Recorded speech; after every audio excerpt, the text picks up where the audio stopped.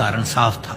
अयोध्या के श्री राम के मंदिर पर आक्रमण भारत की आत्मा पर आक्रमण था। जहां हर भारतीय के रोम रोम में राम बसते हैं, वह भारत यह अपमान कैसे सहता। राम मंदिर पर आक्रमण भारत को आहत कर गया था। विदेशी हमलावर अपनी बर्बरता दिखाते गए और भारत अपने आत्मगौरव को फिर से पाने के लिए संघर्ष करता रहा।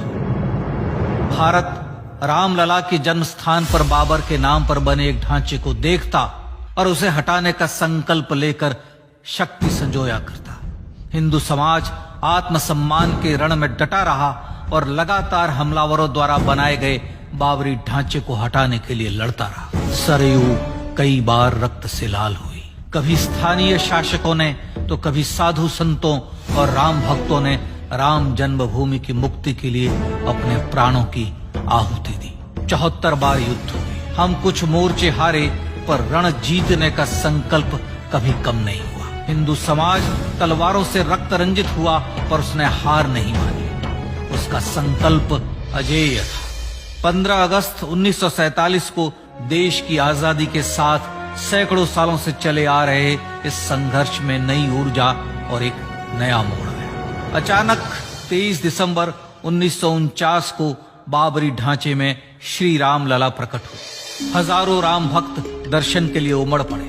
तत्कालीन प्रधानमंत्री पंडित जवाहरलाल नेहरू ने उत्तर प्रदेश सरकार को श्री राम लला को विवादित ढांचे से हटाने का आदेश दिया। उत्तर प्रदेश सरकार ने अयोध्या के कलेक्टर को यह काम दिया और यह निर्देश भी कि जरूरत पड़ने पर वे बल का प्रयोग भी करें। अयोध्या के कलेक्टर ने सरकार को उत्तर दिया कि यह नरसंहार के बिना संभव नहीं है, और फिर भी वह ऐसा चाहती है तो किसी दूसरे कलेक्टर से यह काम करवा ले। परिणाम स्वरूप रामलला की मूर्ति वहीं विराजमान रही। विवादित ढांचे को बंद कर दिया गया। केवल पुजारी को सेवा अर्चना के लिए भीतर जाने की अनुमति थी। फिर भी राम भक्त विवादित ढांचे के बाहर से प्रभु श्री राम की आराधना करते रहे। भारत के हिंदू समाज के लिए चुनौतियां और बढ़ गई। मामला अदालत में गया। विपक्षी दलों द्वारा अदालत में भगवान श्री राम के अस्तित्व पर सवाल उठाए गए। उनके अयोध्या में ही जन्म लेने का प्रमाण मांगा गया। भारत का जनमानस अब आहत हो उठा था। आजाद भारत में भी हिंदू समाज को अपनी आस्था और श्रद्धा के लिए संघर्ष करना पड़ रहा था। चुनौतियों के इस समय में सन 1984 में विज्ञान भवन दिल्ली में विश्व हिंदू परिषद ने धर्म संसद का आयोजन किया। इस संसद में देश भर के संतों ने राम जन्मभूमि की मुक्ति के लिए आह्वान किया और राम जन्मभूमि मुक्ति यज्ञ समिति का गठन किया।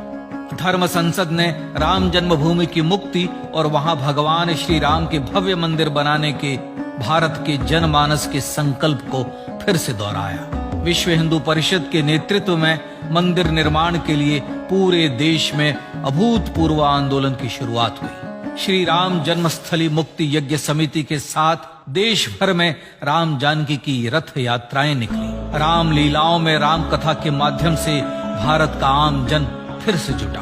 अब सबके मन में एक ही प्रण था, एक ही लक्ष्य था। अयोध्या में जन्मभूमि पर भगवान श्री राम के भव्य मंदिर का निर्माण। सन 1989 में विश्व हिंदू परिषद द्वारा गांव-गांव से रामशिला पूजन करके अयोध्या भेजी गई। 2,75,000 गांवों से रामशिलाएं अयोध्या पहुंची। भव्य राम मंदिर के शिलान्यास का निर्णय हुआ। पूज्य संत महात्माओं और हिंदू समाज के अन्य प्रमुख नेताओं के निर्णय के अनुसार अनुसूचित जाति के प्रमुख नेता श्री कामेश्वर चौपाल ने 9 नवंबर 1989 को मंदिर निर्माण का पहला पत्थर रखा। राम जन्मभूमि पर मंदिर निर्माण के लक्ष्य की पूर्ति के लिए सन 1990 में सोमनाथ से अयोध्या के लिए श्री लाल कृष्ण आडवाणी ने रथ यात्रा की शुरुआत की। देश में जन भावनाओं का ज्वार उमड़ने लगा। श्री लाल कृष्ण आडवाणी के रथ यात्रा के साथ साथ मंदिर के लिए जन समर्थन बढ़ने लगा और छद्म सेकुलरवाद बेनकाब होने लगा। इस जन आंदोलन को रोकने की तमाम कोशिशें हुई, पर सब व्यर्थ हुई। विश्व हिंदू परिषद ने देशवासियों से अयोध्या में जन्मभूमि पर मंदिर निर्माण के लिए 30 अक्टूबर और 1 नवंबर 1990 को कार सेवा का आह्वान किया। परिणाम स्वरूप लाखों राम भक्त कार सेवा के लिए देश के कोने कोने से अयोध्या आए। इससे देश की एकात्मता का विराट दर्शन हुआ। कार सेवकों को रोकने के लिए उत्तर प्रदेश के तत्कालीन मुख्यमंत्री श्री मुलायम सिंह यादव ने अयोध्या में परिंदे को भी पर न मारने देने की घोषणा की। स्थितियां गंभीर हो गई। अयोध्या से 200 किलोमीटर दूर रेलगाड़ियां रोक दी गई। अयोध्या युद्ध भूमि बना दी गई। मार्ग बंद, रेल बंद, चप्पे चप्पे पर पुलिस।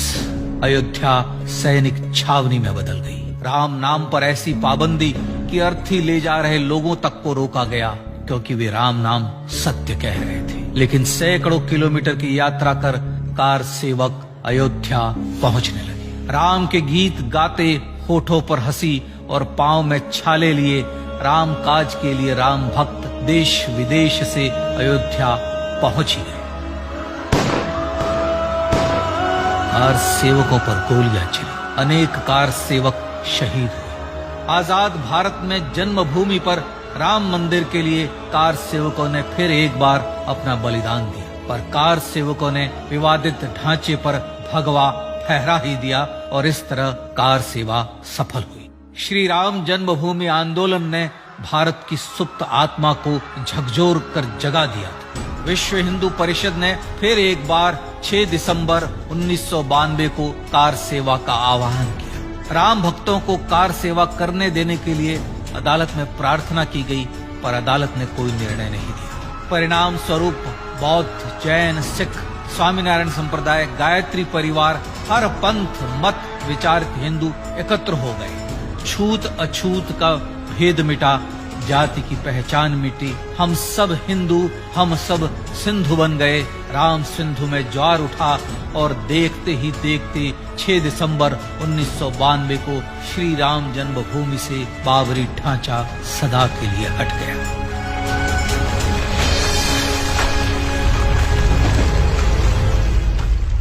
यह क्षण शौर्य, न्याय और सत्यमेव जयते का क्षण था।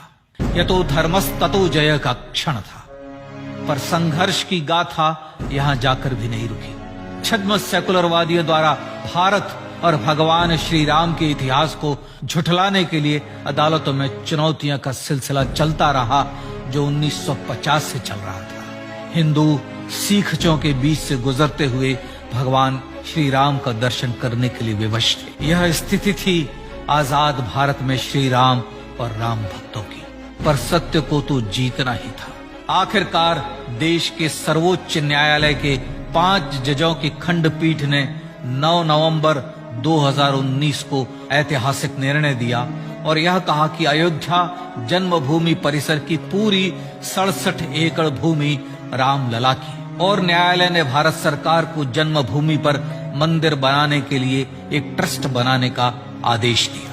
सर्वोच्च न्यायालय के आदेश के अनुसार भारत सरकार ने 5 फरवरी 2020 को श्री राम जन्मभूमि तीर्थ क्षेत्र नाम के ट्रस्ट का गठन किया और राम जन्मभूमि न्यास की भूमि जो सरकार द्वारा अधिग्रहित की गई थी, उसे ही नवनिर्मित न्यास को वापस दे दिया गया। 5 अगस्त 2020 को भारत के प्रधानमंत्री श्री नरेंद्र मोदी ने श्री राम जन्मभूमि तीर्थ क्षेत्र के अध्यक्ष पूज्य महंत नृत्य गोपाल दास, राष्ट्रीय स्वयंसेवक संघ के पूज्य सरसंघ चालक डॉक्टर मोहन भागवत एवं उत्तर प्रदेश के मुख्यमंत्री श्री योगी आदित्यनाथ की उपस्थिति में श्री राम जन्मभूमि पर भगवान श्री राम के भव्य मंदिर के लिए भूमि पूजन कर निर्माण कार्य का शुभारंभ किया। इस तरह लगभग 500 वर्षों से राम जन्मभूमि की मुक्ति के संघर्ष का पटाक्षेप हुआ। अपने आत्मसम्मान